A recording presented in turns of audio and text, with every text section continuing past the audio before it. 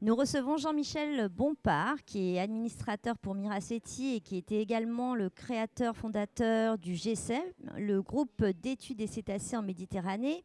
Donc, il étudie les cétacés depuis de nombreuses années. On avait une question pour vous, Jean-Michel. De quelle manière nos vies, de quelle manière nos modes de vie impactent-elles la vie des cétacés?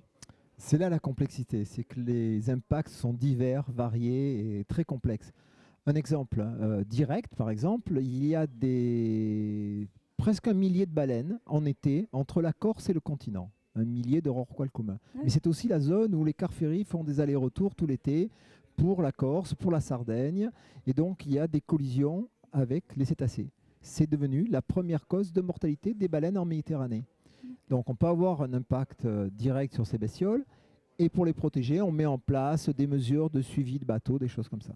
Il y a des impacts indirects. Un exemple, l'agriculteur qui met des pesticides dans son champ, dans le Jura, même en Suisse ou en Savoie, par le Rhône, ça va être drainé en Méditerranée. Ces polluants vont arriver en Méditerranée et vont se fixer sur les cétacés, perturber leur biologie, leur système endocrinien, leur système immunitaire. Ils seront plus sensibles à certaines maladies, ils auront peut-être des avortements, ils auront peut-être des tumeurs, des choses comme ça.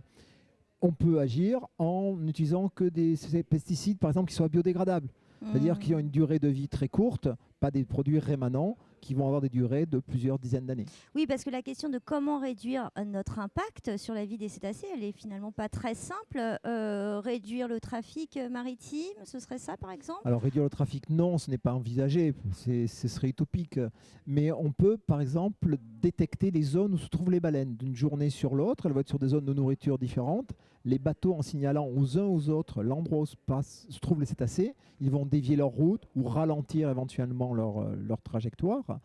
Et on peut, donc, par un système qui s'appelle REPSET, actuellement, qui est en train de se mettre en place, éviter au maximum les collisions. Faire des passages floutés, si j'ose dire, c'est caricatural, mais un petit peu ça, c'est-à-dire adapter nos modes au respect des cétacés.